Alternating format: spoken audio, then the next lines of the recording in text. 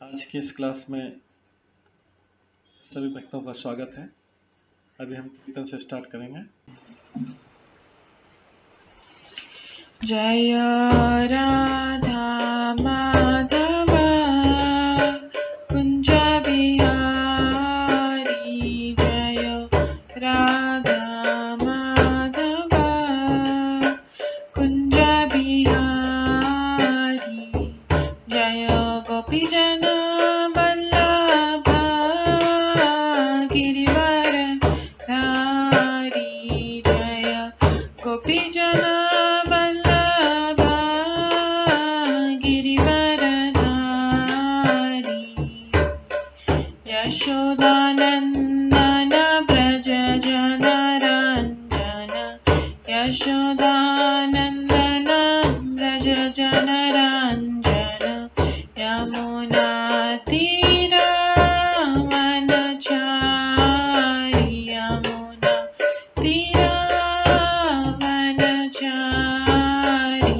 जय राधा माधव कुंज बिहारी, जय राधा माधव कुंज बिहारी, हरे कृष्णा कृष्णा कृष्णा हरे हरे, हरे राम राम राम हरे हरे, हरे कृष्णा कृष्णा कृष्णा हरे हरे, हरे राम राम राम हरे हरे, हरे कृष्णा कृष्णा कृष्णा हरे हरे, हरे राम राम राम हरे हरे, हरे कृष्णा कृष्णा कृष्णा हरे हरे, हरे राम राम राम हरे हरे, हरे कृष्णा कृष्णा कृष्णा हरे हरे, हरे राम राम राम हरे हरे, हरे कृष्णा कृष्णा कृष्णा हरे हरे, हरे राम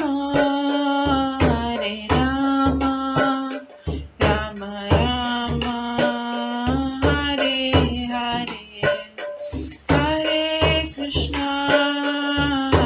कृष्णा कृष्णा कृष्णा हरे हरे, हरे राम राम राम हरे हरे, जय राधा माधव राधे, जय राधा गोविंद राधे, जय गौरनताय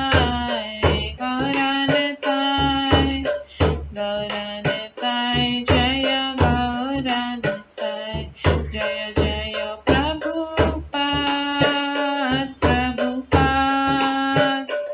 प्रभुपाद जय जय प्रभुपाद, जय जय गुरुदेव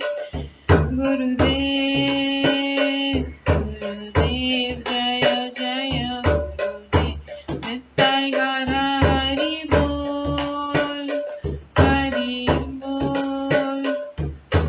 बोल नित्य गौर हरि बोल, गौर प्रेमानंदे हरि हरि बोल। हरे कृष्णा। आज की इस क्लास में सभी भक्तों का स्वागत है। अभी मंगलाचरण से स्टार्ट करेंगे। ॐ अज्ञानतिमिरन्धस्य ज्ञानाञ्जनशलाकया चक्षुरुन्मिलितं येन तस्मै श्रीगुरुवे नमः। श्रीचैतन्यमनोभीष्टं स्थापितं येन भूतले स्वयं रूप कदा मह्यं ददाति स्वपदान्तिकम्। वन्देऽहं श्रीगुरो श्रीयुतपदकमलं श्रीगुरुं वैष्णवांश्च श्रीरूपं साग्रजातं सहगण रघुनाथान्वितं तं सजीवं साद्वैतं सावधूतं परिजनसहितं कृष्णचैतन्यदेवं श्रीराधाकृष्णपादान् सहगण ललिता श्रीविशाखान्वितांश्च। नमो विष्णुपदाय कृष्णपृष्ठाय भूतले श्रीमते भक्तिवेदांत स्वामिन्निति नामिने।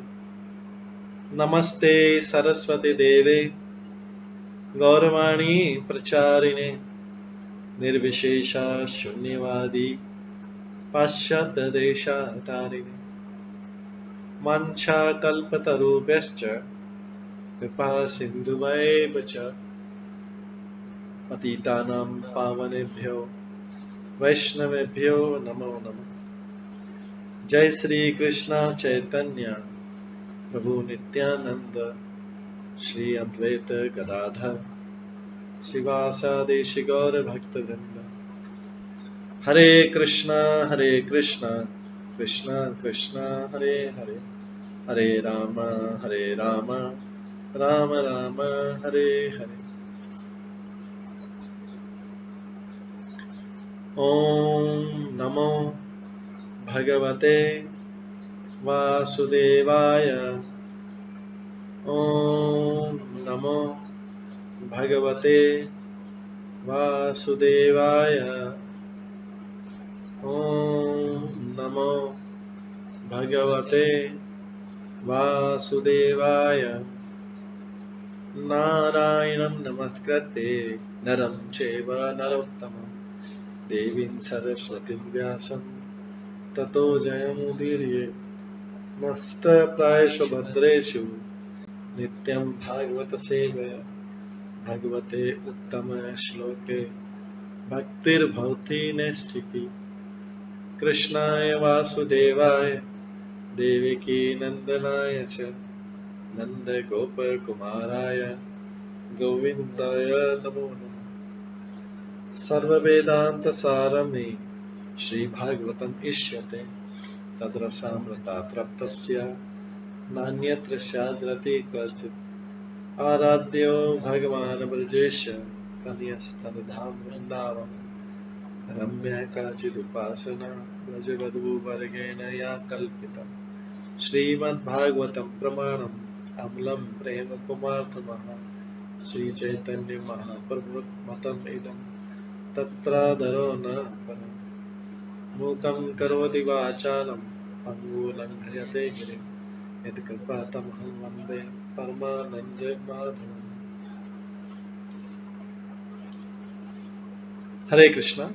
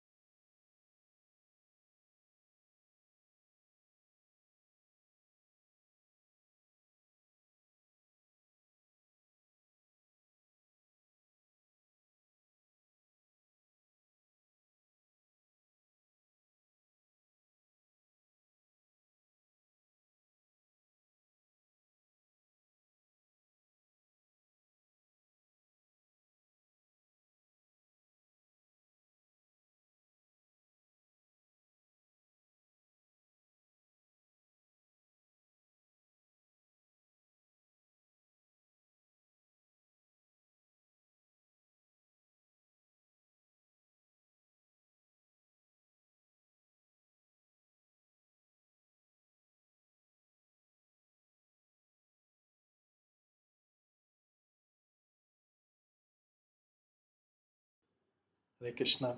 आज की इस क्लास में सभी भक्तों का स्वागत है।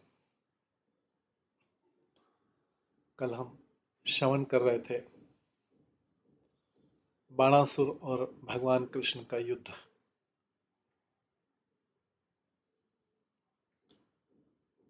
जिसमें भगवान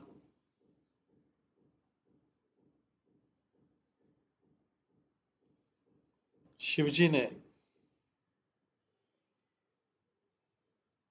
ने भगवान की प्रार्थना की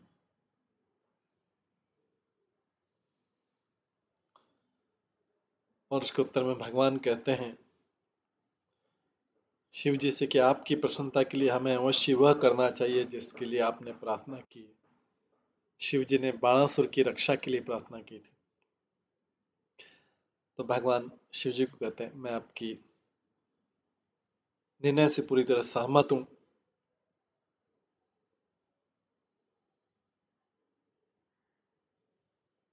और मैं विरोचनी के इस असुर पुत्र को, मतलब बाली के इस असुर पुत्र को नहीं मारूंगा, क्योंकि मैंने प्रहलाद महाराज को वर दिया है कि मैं उसके किसी भी वंशज का वध नहीं करूंगा।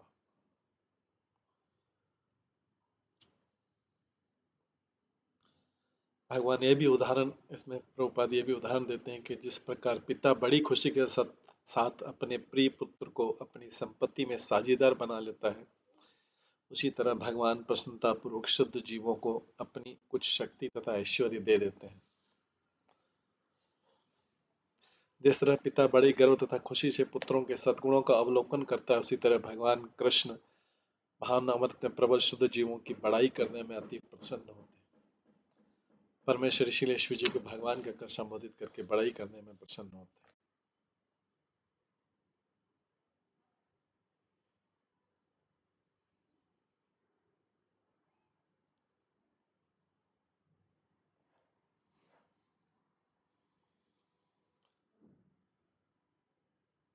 इस प्रकार से भगवान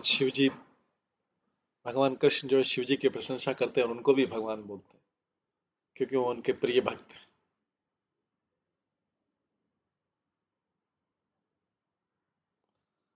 कल हमने यहाँ तक श्रवण किया था, आज इसी के आगे श्रवण करेंगे।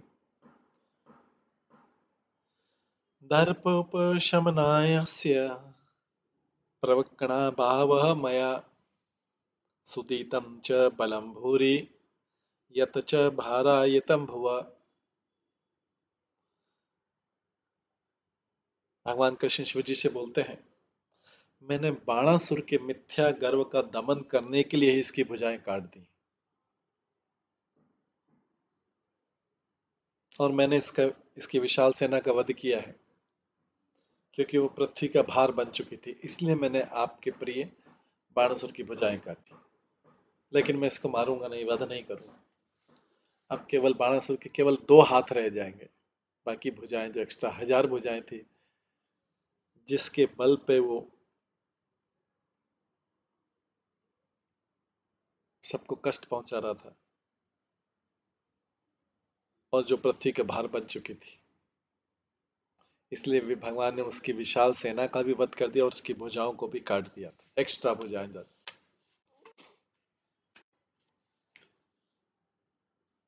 अभी उसकी 4 भुजाएं बाकी थी उस असुर की, बाणासुर की। भगवान बोलते हैं चत्वारो अस्य भुजा शिष्टा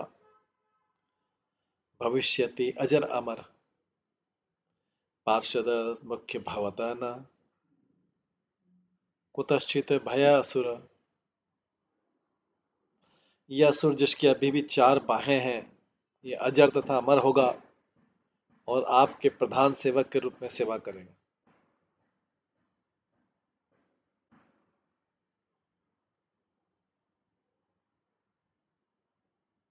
यह असुर जिसकी अभी भी 4 बाहें हैं, अजर तथा अमर है और आपके प्रधान सेवक के रूप में सेवा करेगा, इस तरह उसे किसी प्रकार का भय नहीं रहेगा। इति लब्ध्वा भयं कृष्णं प्रणम्य शिरसा असुरः प्रद्युम्न रथम् आरोप्य सवध्वो समुपानयत्। इस तरह भय मुक्त होकर बाणासुर ने अपना माथा जमीन पर टेक कर भगवान कृष्ण को नमस्कार किया।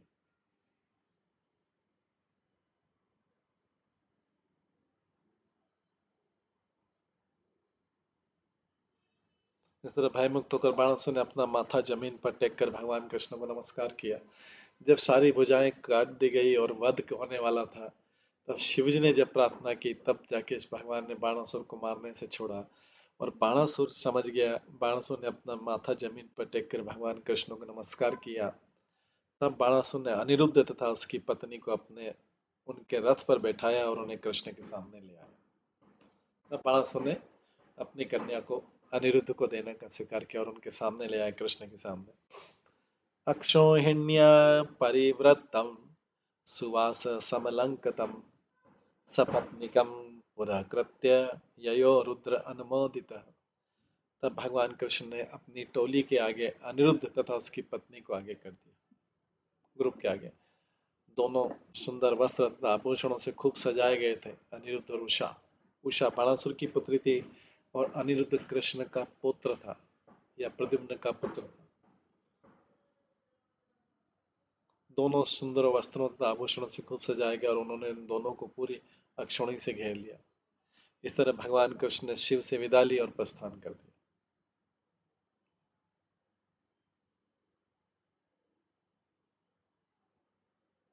स्वराजधानीं समलंकतां ध्वजे सतोरणेयोक्षितमार्गचत्वरां विवेश शङ्खानकदुन्दुभिस्वने अभ्युद्यतः पौरुषुरद्विजातिभिः। तत्पश्चात भगवान अपनी राजधानी में प्रविष्ट हुए।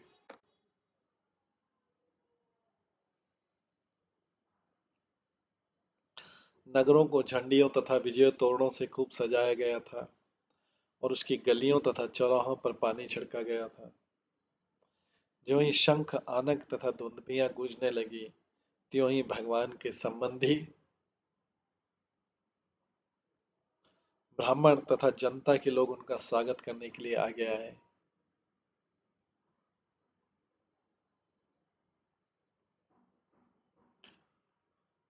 भगवान अपने पुत्र को विवाह करा के ला रहे हैं। अनिरुद्ध का विवाह उषा से, बाणासुर की पुत्री से हुआ करके भगवान द्वारका की राजधानी में प्रवेश किए।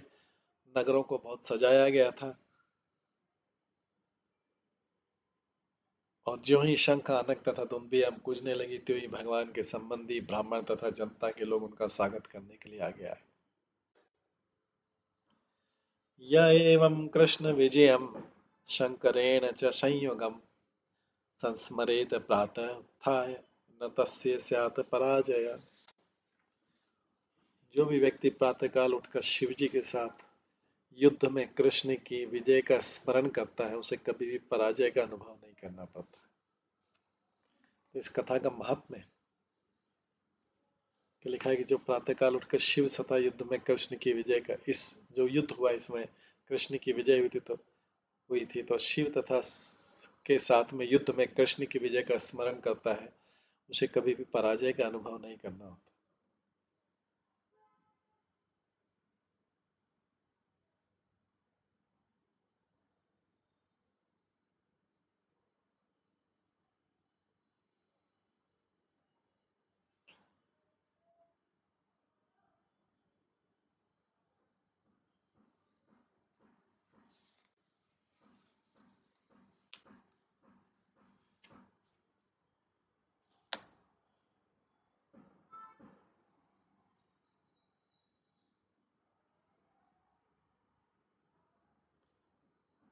इस तरह से अध्याय खत्म होता है। आगे है राजा नृग का उद्धार। अगला 64वां अध्याय है जो राजा नृग का उद्धार। तो ये द्वारका में भगवान की जो अनेक लीलाएं हुई, उनमें से एक लीला ये भी है जिसमें भगवान ने नृग नाम के एक राजा का उद्धार किया।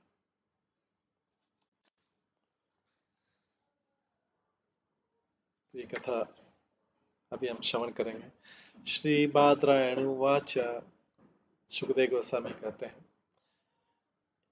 एकदा एकदा वनम राजन जगमु यदु कुमार का विहर्तुम सांप्रदम चारु भानुगद आदय। सुखदेव गोस्वामी कहते हैं, हे राजा, एक दिन, सुखदेव गोस्वामी परीक्षित महाराज को बता रहे हैं, राजा एक दिन सांब, प्रद्युम्न, चारु, भानु, गद तथा यदुवंश के अन्य बालक खेलने के लिए एक छोटे से जंगल में गए। ये सब ज्यादातर इसमें से कृष्ण के पुत्र थे या कृष्ण के भाई थे, यदुवंश के लोग, ज्यादातर कृष्ण के पुत्र ही थे।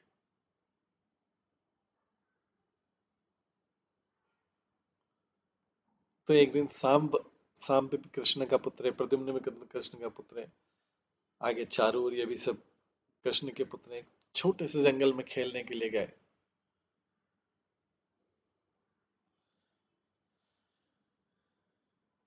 तो इसमें तात्पर्य बताते हैं कि इसमें जो राजा नृग की कथा आएगी वो समस्त दंभी राजाओं को गंभीर उपदेश देने के लिए, जो अभिमानी राजा है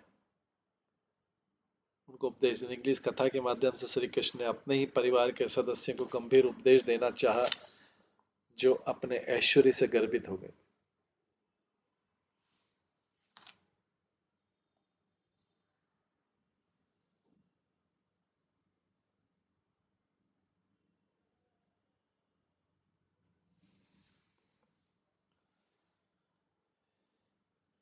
भगवान ये कथा कर रहे हैं, अपने ही परिवार के सदस्यों को गंभीर उपदेश देना चाहा, जो अपने ऐश्वर्य से गर्वित हो गए।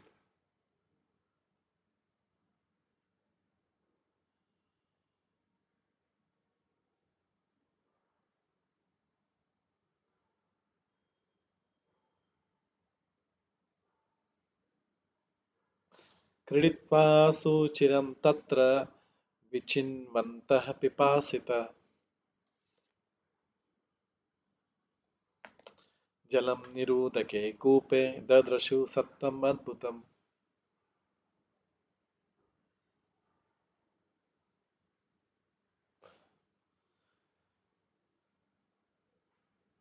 तो इसमें आता है,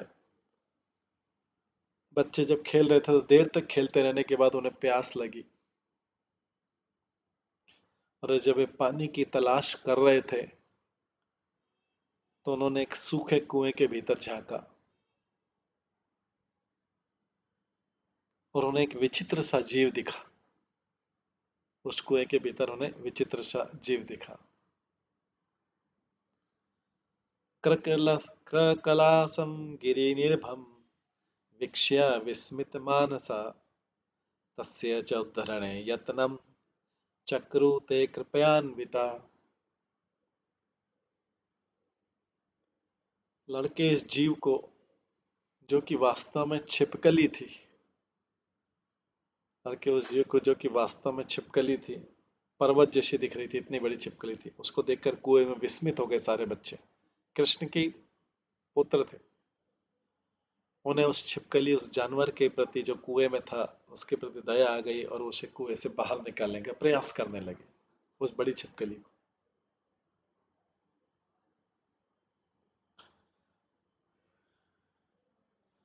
चर्मजेतां तवे पाशे बद्धवा पतितम अभर्का।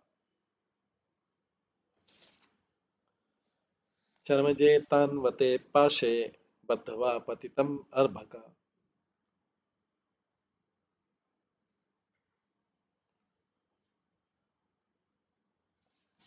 न शक्नुरन् समुत्थितम् कृष्णाय आचख्योत्सुका।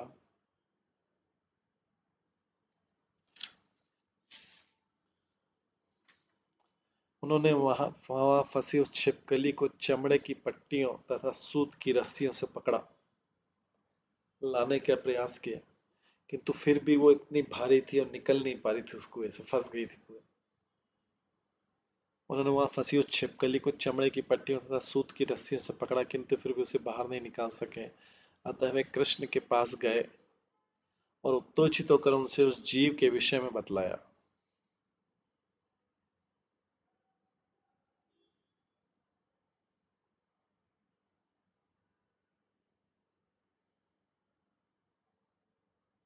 तात्पर्य श्री जीव गोस्वामी कहते हैं कि इस अध्याय में यदु बालकों को, यहाँ तक कि प्रद्युम्न को भी कम आयु वाला बताया गया है। अतः ये कोई बहुत प्रारंभिक लीला है, जब प्रद्युम्न उत्पन्न ही हुए होंगे। सब कृष्ण के पुत्र को छोटी अवस्था का बताया गया।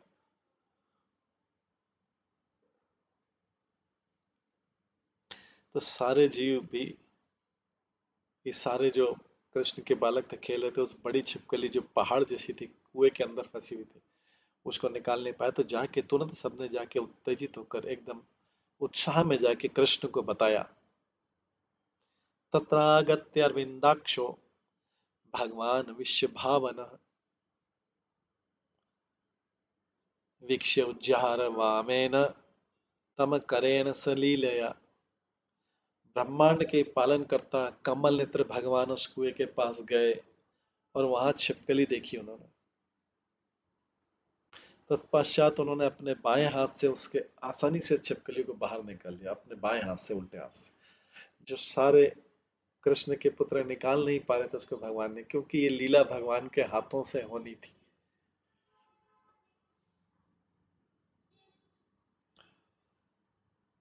स उत्तम स उत्तम श्लोक कराभिमृष्टो विहाय सत्य कृकलास।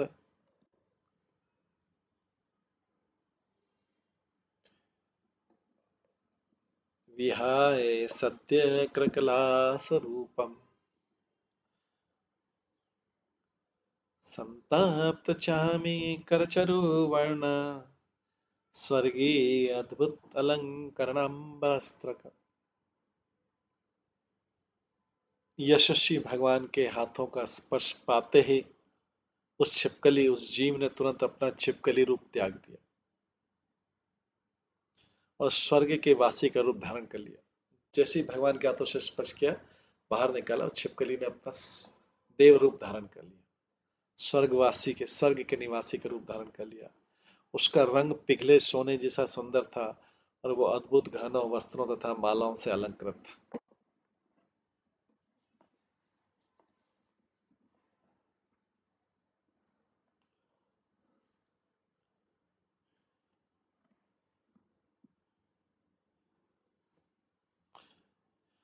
प्रपंच विद्वान् अपि तत् निदानम् जनेषु विख्यापयितुं मुकुन्द। का त्वं महाभागवरेण्यरूपो देवोत्तमं त्वां गणयामि नूनम्।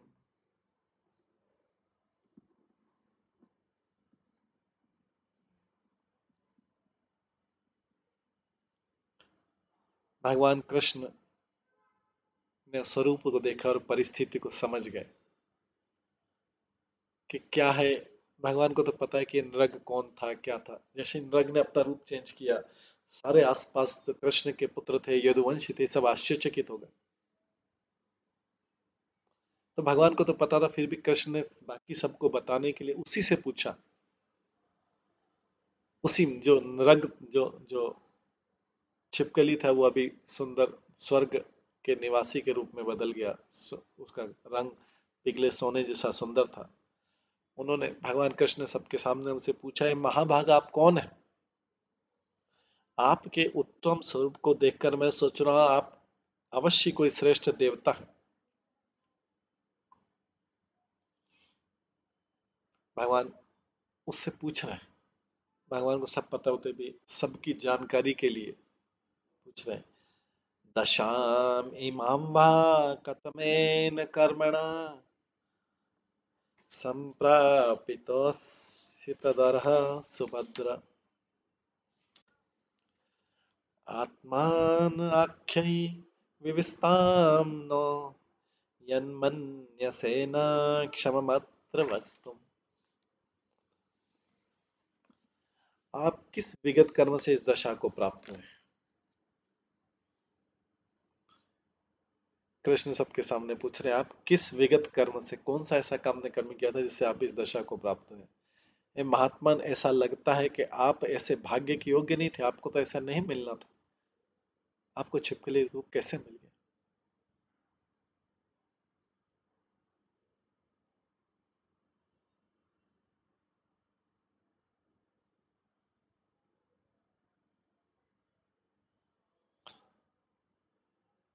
हम आपके विषय में जानना चाहते हैं, अतः यदि आप हमें बताने का समय तथा स्थान उचित समझते हैं तो कृपा करके अपने विषय में बतलाइए। भगवान पूछते हैं, जो राजा नरक जो छिपकली बन गया था अभी फिर से स्वर्ग के निवासी के रूप में, तो आपको तो ऐसा भाग्य नहीं होना था, आपको छिपकली तो नहीं बनना था। आप तो बहुत भद्र पुरुष लगते हैं। आपके विषय में जानना चाहते हैं, यदि आप बताने में का समय तथा स्थान उचित समय से तो कृपा करके आप इस विषय में बतलाइए। श्री शुकवाच इति स्म राजा संप्रष्ट कृष्णेन अनंतमूर्तिना माधवं प्राणिपत्याः किरीटेन अर्कवर्चसा। सुखदेव गोस्वामी ने कहा, इस प्रकार अनंत रूप कृष्ण द्वारा पूछे जाने पर सूर्य के समान चमचमाते मुकुट वाले राजा ने माधव को प्रणाम किया और इस प्रकार बोला।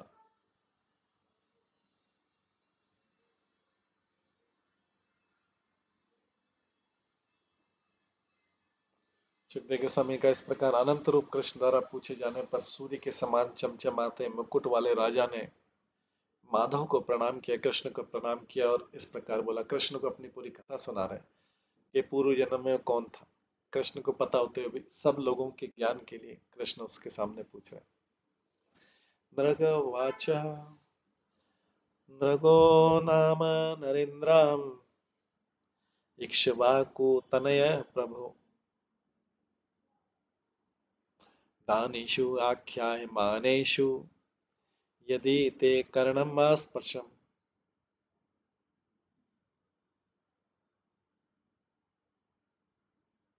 राजा नरक ने कहा,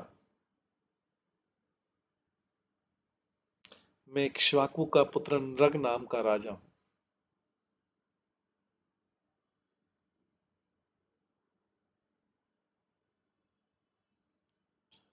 राजा नरक ने कहा, मैं इक्ष्वाकु का पुत्र नृग नाम का राजा हूं। प्रभु, शायद आपने मेरे विषय में तब सुना होगा जब दानव पुरुषों की सूची बांची जा रही थी। थोड़ा सा अभिमान के साथ बोल रहे हैं किंग नग जो है, बोल रहे हैं अपना परिचय कैसे बोल रहे हैं। आपने मेरा नाम तब सुना होगा जब आपने दानी पुरुषों की लिस्ट देखी होगी।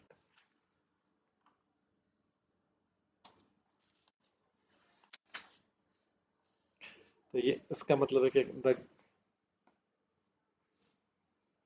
को थोड़ा सा इस चीज का अभिमान था कि वो बहुत बड़े दानी।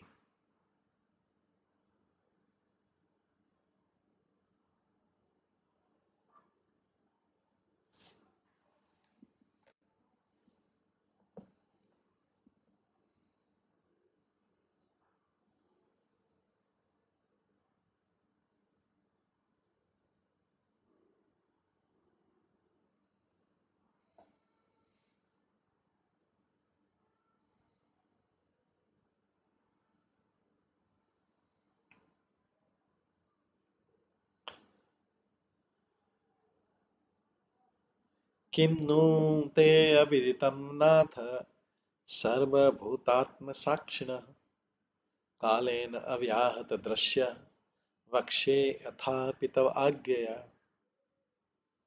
हे स्वामी, आपसे अज्ञात है ही क्या। आपकी दृष्टि काल द्वारा अविचलित है और आप सारे जीवों के मनों के साक्षी हैं। तो भी मैं आपकी आज्ञा का पाकर मैं कहता हूं। अभी नरक बोल भी रहा है कि आपसे क्या छुपा हुआ है। हालांकि नरक पहले बता रहा है, मैं दानी पुरुषों की सूची में मेरा नाम तो आपने देखा होगा। भगवान से बोल रहा है। तो यहाँ पे बात में बोल रहे हैं कि भगवान आपसे क्या छुपा हुआ। आपकी दृष्टि काल द्वारा अविचलित है, आप सारे जीवों के मनों के साक्षी हैं, तो भी आपकी आज्ञा पाकर मैं कहूंगा। क्योंकि भगवान सब कुछ जानने वाले हैं, अतः किसी वस्तु के बारे में उन्हें सूचित करने की आवश्यकता नहीं है। फिर भी भगवान के अभिप्राय को पूरा करने के लिए राजा नृग बोलेंगे।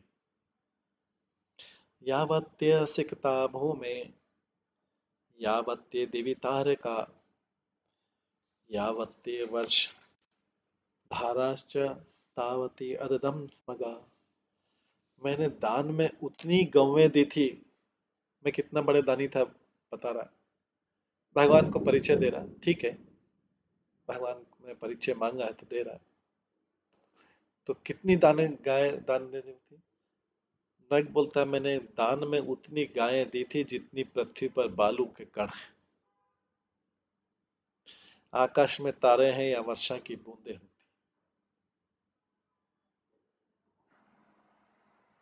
राजा ने दान में असंख्य गायें दी थी। इसका मतलब ये राजा नग बता रहा है कृष्ण को, पूर्व जन्म की कथा बता रहा है।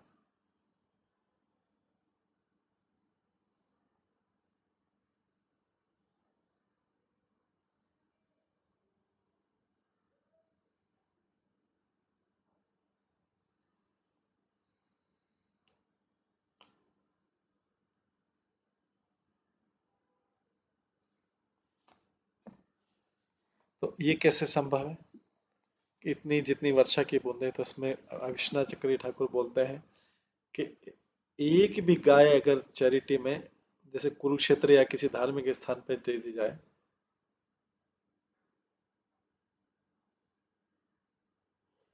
सूर्य ग्रहण के समय, वो 1 करोड़ गायों के माना जाता है, 1 करोड़ गायों के बराबर माना जाता है।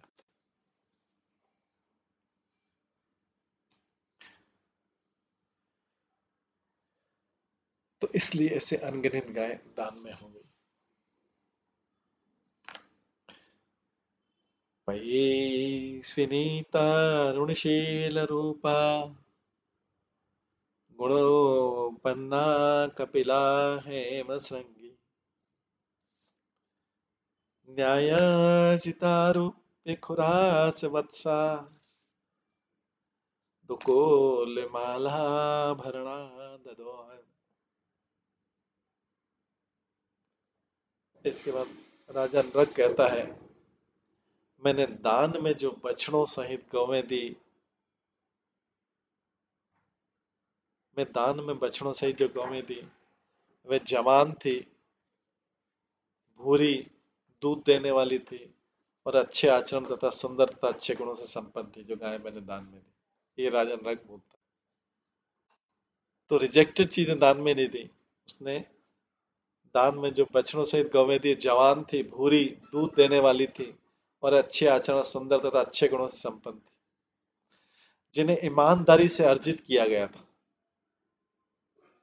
तो केवल दान देना ही महत्वपूर्ण नहीं है, दान देने के लिए जो धन कमाया है वो भी कितना ईमानदार है, उससे दान का फल कई गुना बढ़ जाता है।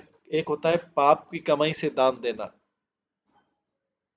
एक दान होता है पाप की कमाई से दान देना, और एक होता है ईमानदारी की कमाई से दान देना। तो ईमानदारी की कमाई से दिया गया दान पाप की कमाई से किए गए दान का कई गुना होता है। तो अगर ईमानदार व्यक्ति कम भी दान करता है,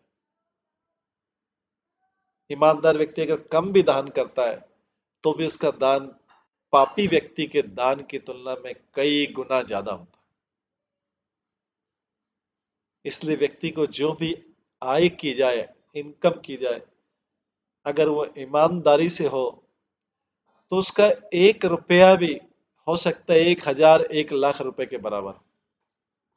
उसका 1 रुपया भी, अगर वो 1 रुपया भी दान में दे से तो हो सकता है उसे करोड़ दान में हो। तो जब ये राजा नृग बोल रहा है कि मैंने उतनी गायें दान में दी जितनी इस धरती पे बालू के कण है या वर्षा की बूंदें, तो क्या ये संभव है किसी के लिए? लेकिन कृष्ण के सामने बोल रहा है और सत्य भी बोल रहा है। विश्वनाथ चक्रवर्ती ठाकुर बताते हैं कि जैसे कोई धार्मिक स्थल में दिया गया दान, एक गाय अगर कुरुक्षेत्र में सूर्य ग्रहण के दिन दी जाए तो वो 1 करोड़ गाय के समान होती। इसलिए वो बात सही है। इसलिए बोल रहा है ईमानदारी किसकी कमाई के साथ दी गई, किसी भ्रष्ट आचरण से, लूट के धन के द्वारा या झूठ पाप के द्वारा नहीं किया गया। तो मैंने दान में जो बछड़ों सहित गौवें दी, जवान, भूरी, दूध देने वाली और अच्छे आचरण थी और सुंदर तथा अच्छे गुणों से संपन्न थी, जिन्हें ईमानदारी से अर्जित किया गया था तथा जिनके सींग सोने से, खुर चांदी से मढ़े थे और जो सुंदर सजावटी वस्त्रों और मालाओं से अलंकृत थी।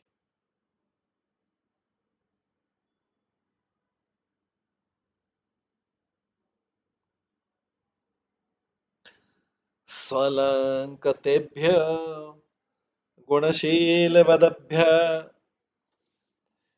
सिदत् कुटुम्बे रतव्रतेभ्य तपश्रुता ब्रह्म मदान्य सदभ्य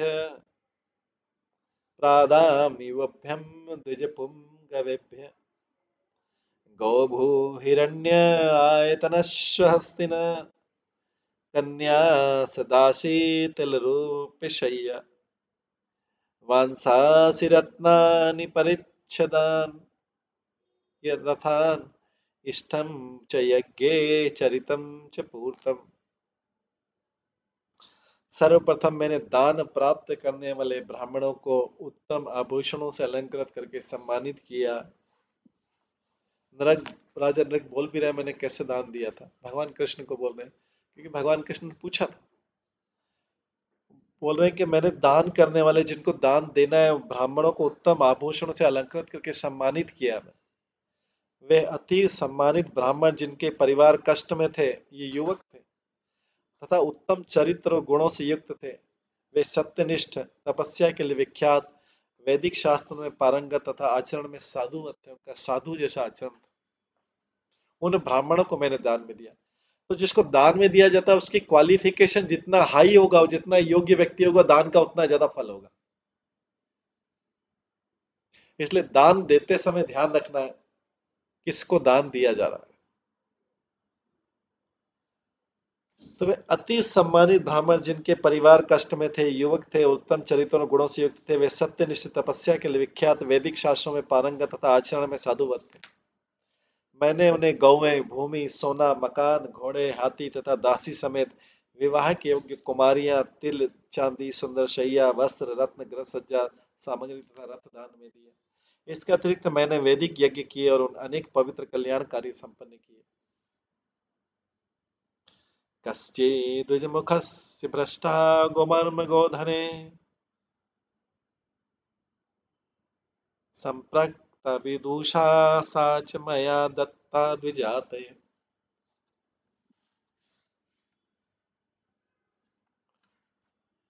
एक बार किसी उत्तम ब्राह्मण की गाय भटक गई और मेरे झुंड में आ मिली। एक बार किसी उत्तम ब्राह्मण की गाय भटक गई और मेरे झुंड में आ मिली। इससे अनजान होने के कारण मैंने वह गाय किसी दूसरे ब्राह्मण को दान में दे दी। तो बेनरग ने तो इनोसेंटली उसने गाय ब्राह्मण किसी ब्राह्मण को बहुत सारी गाय दान में दी थी, उसमें से एक गाय वापिस राजा के पास में आ गई। इससे अनजान होने के कारण मैंने गाय किसी दूसरे ब्राह्मण को दान में दे दी।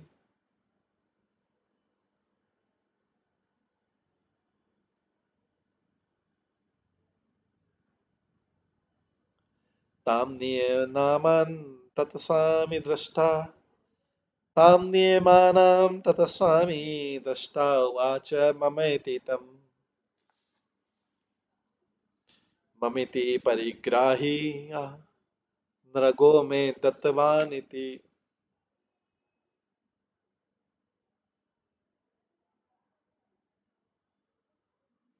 जब गाय के पहले मालिक ने उसे ले जाते हुए देखा तो उसने कहा, राजा से कहा ये गाय तो मेरी। वो दूसरे ब्राह्मण से बोला जो गाय ले जा रहा था। तो पहले ब्राह्मण जिसको दान में मिली थी गाय, वो वापस राजा के पास में आ गई थी। राजा ने उस गाय को दूसरे ब्राह्मण को दे दिया। जब वो गाय दूसरे ब्राह्मण के पास जा रही थी तो पहले ब्राह्मण ने दूसरे ब्राह्मण से बोला ये गाय तो मेरी। दूसरे ब्राह्मण ने जिसने उसे दान के रूप में स्वीकार किया था उत्तर दिया, नहीं ये गाय तो मेरी, इसे नृग ने मुझे दिया है, राजा नृग ने मुझे दिया था।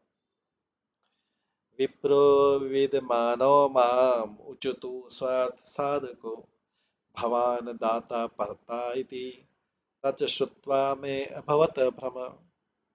दोनों ब्राह्मण झगड़ते हुए और उनमें से हर एक अपने प्रयोजन की पुरजोर कोशिश करता हुआ मेरे पास में आए। राजा नग बोलता दोनों मेरे पास में आए। उनमें से एक ब्राह्मण ने कहा अपने गाय मुझे दी है, दूसरे ने कहा किंतु तुमने उसे मुझे से चुराया था। यह सुनकर मैं ना भ्रमित हो गया, राजा नरक भ्रमित हो गया। उसको दूसरे ब्राह्मण ने दूसरे ब्राह्मण ने बोला मेरे को दी थी। पहला ब्राह्मण बोलता है तो मेरे से चुराई थी, मेरी गाय थी, आपने मेरे को दी थी। ये सुनकर राजा नरक भ्रमित हो गया। वही कथा वो अपने कृष्ण को सुना रहे हैं। अनुनीतो उभो विप्रो धर्म कृच्छ गतेन्वे गवाम गवाम लक्ष्यम प्रकष्टानां दास्यामि एष प्रदीतयाम् भवन्तोऽनुगृहीतां किङ्करस् भवतोऽनुगृहीताम् किङ्करस्य विजानतः समुद्धरतं मां कृच्छात् पतन्तनं निरयेषु च।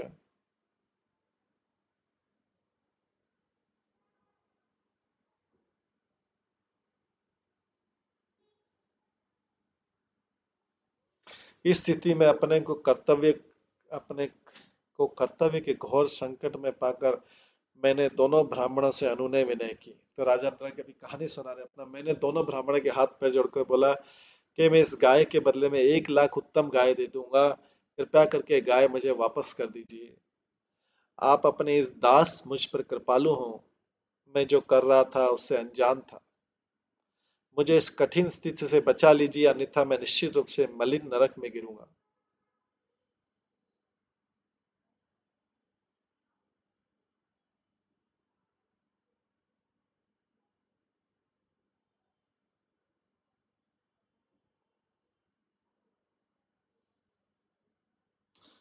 नाहं प्रतीच्छे वैराजन् इति उक्त्वा स्वामी अपाकृतम् नान्यत् गवामपि अयुतम् इच्छामीति अपरः ययो।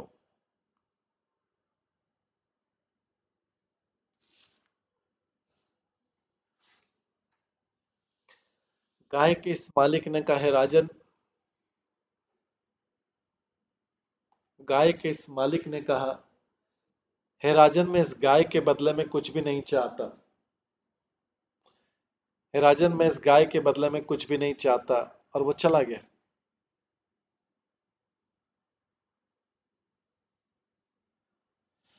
दूसरे ब्राह्मण ने घोषित किया कि मैं 10,000 गांव लेने पर भी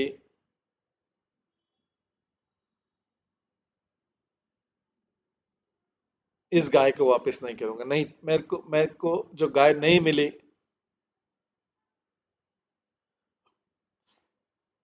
तो मैं तुम 10,000 गाय दे दो तो भी मैं नहीं चाहता। इस तरह राजा के प्रस्ताव को न मानकर दोनों ब्राह्मण क्रुद्ध होकर वहां से सोचते चले गए कि उनकी वैध स्थिति से बेदखल कर देगा। उनको जो मिलना था वो मिला नहीं।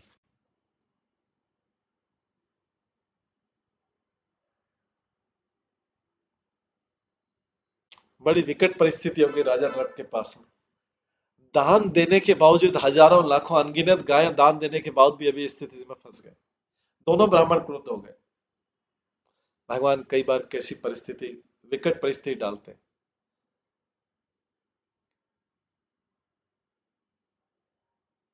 ये भक्तों के लिए डालते हैं जिससे उनकी और उन्नति हो सके। उनका चेतना कैसा है, उनका उस समय निर्णय क्या रहता है, भगवान ये देखते हैं कि अभी इस परीक्षा घड़ी में क्या निर्णय लेते हैं। वो निर्णय वही लेंगे जो हमारी चेतना है, जो हम रात दिन सोचते हैं, जो वास्तव में हम हैं। हम अंदर से जो है वही सच्चाई है। जो बाहर से हम शो करते दिखाव करते वो हम वास्तविक नहीं है। अगर हमारी चेतना प्रदूषित है तो बाहर से कितना भी हम सज्जन बनने की कोशिश करें, भक्त बनने की कोशिश करें, हम कहीं ना कहीं इस परीक्षा में फेल हो जाएंगे, गिर जाएंगे। तो यहाँ पे उस राजा की नरक की चेतना को देखने वाली बात।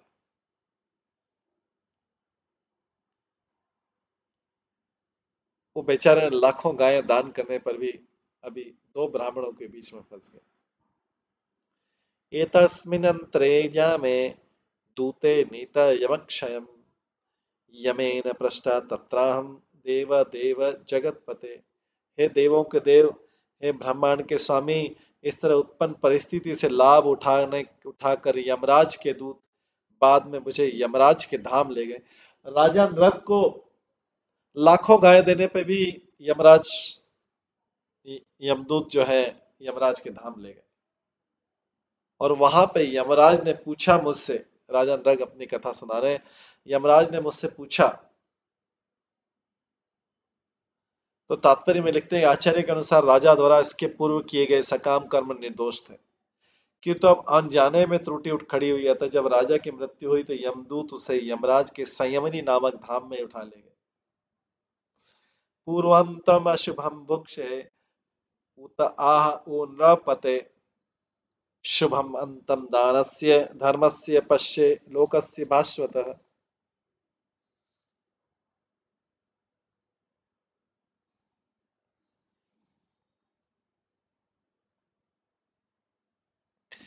यमराज ने कहा, सर्वप्रथम आप अपने पापों के फलों का अनुभव करना चाहते हैं या अपने पुण्य का? राजा नृग बोलते निसंदेह मुझे न तो आप यमराज बोलते निसंदेह मुझे न तो आपके द्वारा संपन्न कर्तव्यपूर्ण दान का अंत दिखता है, न ही उस दान के परिणाम स्वरूप आपके तेजपूर्ण स्वर्गलोक में आपके भोगों का। इतने आपने पुण्य किए, उतने पुण्य किए कि मेरे को तो आपके दान का कोई अंत ही नहीं दिख रहा और आपके भोगों का कोई अंत नहीं दिख रहा। इतने वर्षों तक आप भोग करेंगे क्योंकि आपने पुण्य इतने ज्यादा किए, लेकिन कुछ आपने पाप भी किए तो आप अपने पाप के कर्मों का फलों का अनुभव करना चाहते हैं।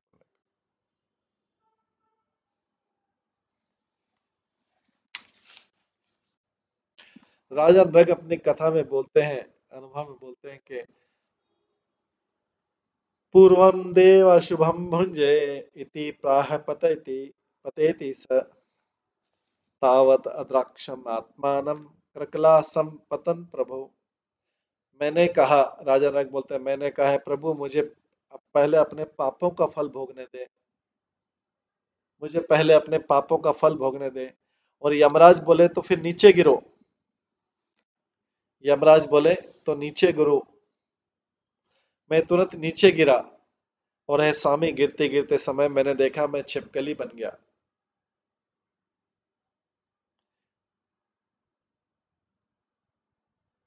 भ्रमणस्य वदानस्य तव दासस्य केशव स्मृति न अद्यापि विध्वस्ता भवत संदर्शनार्थिन। हे केशव, मैं आपके दास के रूप में ब्राह्मणों का भक्त था और उनके प्रति उदार था। मैं सदैव आपके दर्शन के लिए लालायित रहता था, इसलिए आज तक मैं अपने विगत जीवन को नहीं भूल पाया हूं। तो जिनमें शुद्धता रहती है वह अपने सारे पूर्व विगत जन्म के कर्मों को भी याद रख सकते हैं। इस जन्म के सारे पूर्व बाल्यकाल से लेकर आज तक के जितने सारे कार्य भी याद रख सकते हैं, उसके पहले वाले भी याद रख सकते हैं विगत जन्मों के। तो मैं आज तक अपने विगत जन्मों को नहीं भूल पाया। ये भगवान उनको याद रखने की शक्ति इसलिए देते हैं कि उन्होंने कहाँ कहाँ त्रुटि की है, कहाँ कहाँ मिस्टेक किए से वो सुधार सके। भगवान उनको ये अपॉर्चुनिटी देते हैं और उसका या सुधार नहीं पाए तो उसको प्रायश्चित कर सके कि मैंने ये गलतियां की थी। नहीं तो एक पशु बुद्धि, अगर पशु बुद्धि तो उसको तो पिछले 10 मिनट पहले 1 घंटे पहले क्या वो भी याद नहीं रहता। जो पशु बुद्धि अपने कर्मों के,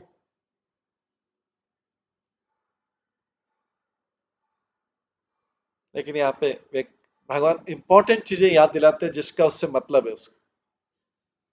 तो वो अपने राजा नग बोल रहे विगत जीवों के उनको अभी नहीं भूल पाया हूं। चूंकि राजा नृग ने खुले रूप से कह दिया था कि उसमें 2 अद्वितीय गुण थे, ब्राह्मण भक्ति तथा वदान्यता। अतः स्पष्ट है कि उसमें गुण अंश रूप में थे, क्योंकि अगर सचमुच शुद्ध होता तो उनके बारे में कभी भी बड़े बड़े रूप में बताता नहीं। यह भी स्पष्ट है कि राजा नृग ने ऐसे पुण्य को पुण्य के लिए पृथक लक्ष्य समझा और उसे भगवान कृष्ण की पूरी भक्ति नहीं मिल पाई, क्योंकि पुण्य को पुण्य के रूप में किया, भक्ति के रूप में नहीं किया। कृष्ण उसके जीवन के एकमात्र लक्ष्य नहीं थे। राजा अम्बरीश में और इसमें अंतर है कि कृष्ण उसके जीवन के एकमात्र लक्ष्य नहीं थे, जबकि राजा अम्बरीश के लिए कृष्ण एकमात्र लक्ष्य थे। नहीं, राजा नग ने अम्बरीश महाराज की तरह किसी बाधा पर विजय प्राप्त की जब उन पर दुर्वासा मुनि कुपित हुए। तो हम फिर भी ये निष्कर्ष निकाल सकते हैं कि चूंकि नृग किसी न किसी कारणवश भगवान का दर्शन कर सका, अतः उसमें भगवान की संगति पाने की सच्ची इच्छा का सद्गुण अवश्य रहा होगा, तभी तो भगवान के दर्शन कर पाया। श्रील प्रभुपाद लिखते हैं कि कुल मिलाकर कृष्ण भावनाव्रत में पूरा विकसित नहीं पाया, पुण्य में रह गया। कृष्ण भावना भावित व्यक्ति ईश्वर या कृष्ण के लिए प्रेम उत्पन्न करता है। जो कृष्ण भावना भावित जो भक्त रहता है, केवल मात्र कृष्ण ईश्वर या कृष्ण के लिए प्रेम उत्पन्न करता है, उसका और किसी के प्रति उतना प्रेम रहता नहीं। शुभ या अशुभ कर्मों के लिए प्रेम नहीं करता कि इससे इससे मुझे पुण्य मिलेगा, इससे मुझे पाप मिलेगा। वो इस बात पे ध्यान देता है मुझे कृष्ण के लिए कौन सा कार्य करना है, कृष्ण की प्रसन्नता के लिए जो कार्य किया जाता है वही भक्ति है।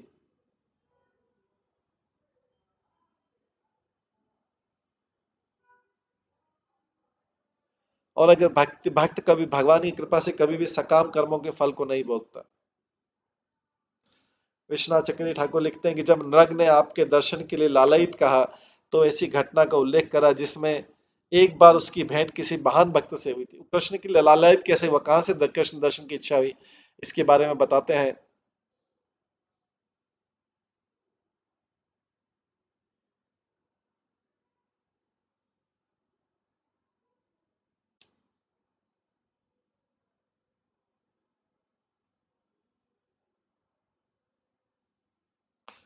उसकी एक बार किसी महान भक्त से भेंट हुई और यह भक्त भगवान के सर्वोत्तम अर्च विग्रह के लिए मंदिर प्राप्त करने का इच्छुक था।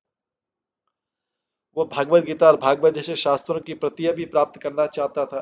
अति उदार होने के कारण नारद नरक ने इन वस्तुओं का प्रबंध कर दिया, उसको बुक डिस्ट्रीब्यूशन भी कर दिया।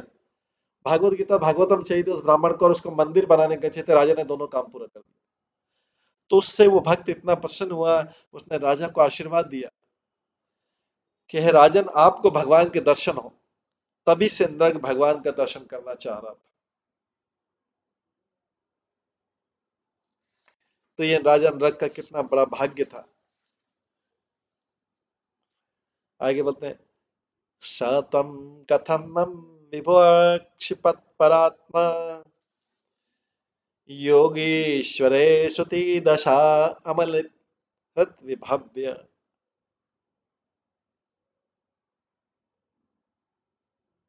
साक्षात दोक्ष उर्व्यसन्नंद बुद्धे स्यात्मे अनुदश्य ये यस्य भव वर्ग। नरक प्रार्थना करता है भगवान से, हे विभु, मैं आपको अपने समक्ष कैसे देख पा रहा हूं। आप तो परमात्मा है जिस पर बड़े से बड़े योगेश्वर केवल वेद रूपी दिव्य आंख के द्वारा अपने शुद्ध हृदयों के भीतर ध्यान लगा सकते हैं। तो हे दिव्य प्रभु, आप किस तरह मुझे प्रत्यक्ष दिख रहे हैं, क्योंकि मेरी बुद्धि भौतिक जीवन के कठिन कष्टों से अंधी हो चुकी है। नरक बोल रहा है, राजा नरक बोल रहा है भगवान कि मैं आपको कैसे देख पा रहा हूं, आप तो परमात्मा है और आपको तो केवल बड़े बड़े योगीश्वर खाली दिव्य आंख के द्वारा ही अपने शुद्ध हृदय में ध्यान लगा सकते हैं। आपको कैसे कोई दर्शन कर सकता है, मैं कैसे देख पा रहा हूं आपको। तो हे दिव्य प्रभु, आप किस तरह मुझे प्रत्यक्ष दिख रहे हैं, क्योंकि मेरी बुद्धि तो भौतिक है और जीवन के कठिन कष्टों से अंधी हो चुकी है। जिसने इस जगत के भाव बंधन को समाप्त कर लिया वही तो आपको देख सकता है। तो राजा नरक इतनी नम्र प्रार्थना कर रहा है। तो तात्पर्य, छिपकली का शरीर होते हुए राजा नरक को अपने पूर्व जन्म का स्मरण था और जब उसने भगवान का दर्शन करने का अवसर मिला तो समझ सका कि भगवान की विशेष कृपा प्राप्त हुई। वो ये सोच रहा है कि मैंने ऐसा कौन सा कार्य किया था जिसके कारण मुझे भगवान के दर्शन हो, सोच नहीं पा रहा है वो।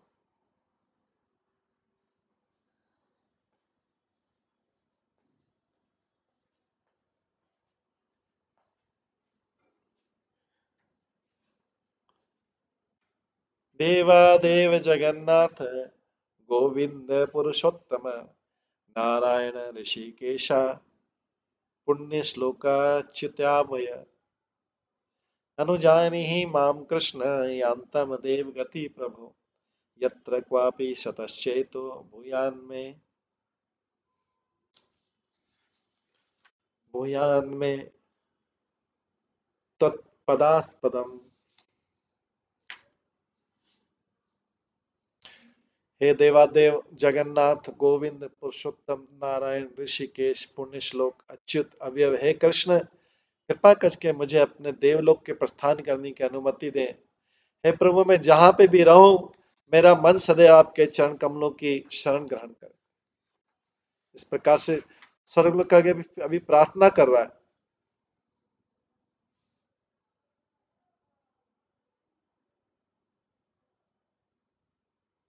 हे देवादेव जगन्नाथ गोविंद पुरुषोत्तम नारायण ऋषिकेश पुण्य श्लोक इतने नाम अच्युत अव्यय, है कृष्ण कृपा करके मुझे आप देवलोक के लिए प्रस्थान करने के लिए अनुमति दें। हे प्रभु, मैं जहां पे भी रहूं मेरा मन सदैव आपके चरण कमलों का शरण ग्रहण करे। इसमें तात्पर्य में श्री विश्वनाथ चक्रवर्ती ठाकुर लिखते हैं कि भगवान की कृपा प्राप्त हो जाने से उसकी श्रद्धा को बल मिला और इस तरह दास का पद प्राप्त करके राजा नृग ने भगवान के नामों का उच्चारण करते हुए उसका विधिवत यशोगान किया और तब भगवान से विदा लेने के लिए अनुमति मांगी। उसकी स्तुति के भाव है कि आप देवादेव अर्थात देवताओं के स्वामी और जगन्नाथ है, अतः आप मेरे भी नाथ होइए। हे गोविंद, आप जिस कृपा चितवन से गौओं को मोहते हैं उसी से मुझे अपनी संपत्ति बना लीजिए। आप ऐसा कर सकते हैं क्योंकि आप पुरुषोत्तम है। हे नारायण, चूंकि आप जीवों के आधार हैं तो हर चीज का मीनिंग बताया गया। आप जगन्नाथ है, जगत के नाथ है, तो मेरे भी नाथ होइए। आप जिस कृपा चितवन से गौओं को मोहते हैं उसी से मुझे भी अपनी संपत्ति बना लीजिए। आप ऐसा कर सकते हैं क्योंकि आप पुरुषों में उत्तम है। फिर तीसरा नाम नारायण लिया। हे नारायण, चूंकि आप जीवों के आधार है तो मेरे आश्रय भी बनिए, भले मैं ही बुरा क्यों ना हो। इसके बाद हे ऋषिकेश, मेरी इंद्रियों को अपना बना ले। उसके बाद ये है पुण्य श्लोक, आप नरक के उद्धारक के रूप में विख्यात हो जाए, आपका नाम सब जगह नरक के उद्धारक के रूप में रहे। हे अच्युत, आप मेरे मन से कभी ओझल ना हो। हे अव्यय, मेरे मन में कभी भी आपके प्रति न्यूनता ना हो। इस प्रकार से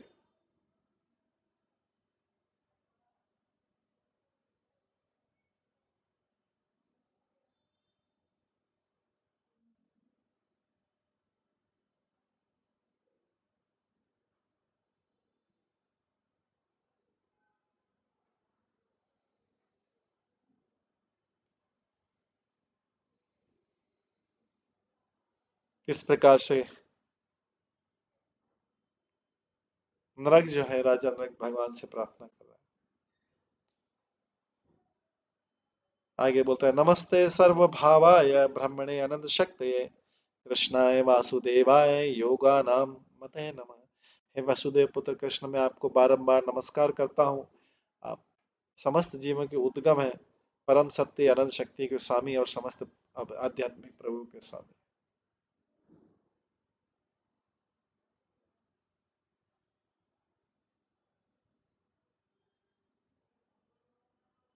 इस प्रकार से राजा ने ऐसी प्रार्थना करता है जब वो भगवान की संगति छोड़ देने वाला होता है। अभी उसको वापस जाना है जहां से स्वर्ग लोग, क्योंकि पुण्य कर्म किए। बाद में भगवान की भक्ति की कृपा से भगवत धाम भी चला जाएगा। इस प्रकार से वो भगवान की प्रार्थना करता है। इसके आगे के श्लोकों में हम श्रवण करेंगे कि किस प्रकार से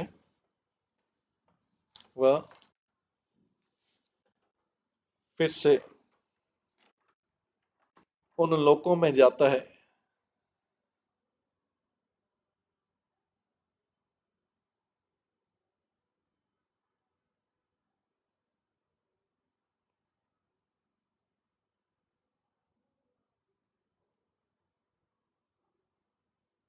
जहां पुण्य कर्म के बाद व्यक्ति जाता है। इस प्रकार से ये प्रार्थना करता है। प्रार्थना करने में कैसे होता है वो, उसके बाद क्या होता है वो कल की क्लास में हम श्रवण करेंगे। आज की क्लास को यहाँ पे विराम देते हैं। सभी भक्तों का बहुत बहुत धन्यवाद। सभी भक्तों के लिए एक बार हरे कृष्ण महामंत्र का जप करते हैं। हरे कृष्णा कृष्णा कृष्णा हरे हरे, हरे राम राम राम हरे। श्री श्रीमद् भागवतम महापुराण की जय। श्रील प्रभुपाद की जय। सभी आचार्य गणों की जय। हरे कृष्ण। आज की क्लास से संबंधित कोई प्रश्न हो तो हम कल की क्लास में इसको ले सकते हैं। आज की क्लास को यहीं पे विराम देते हैं। हरे कृष्ण।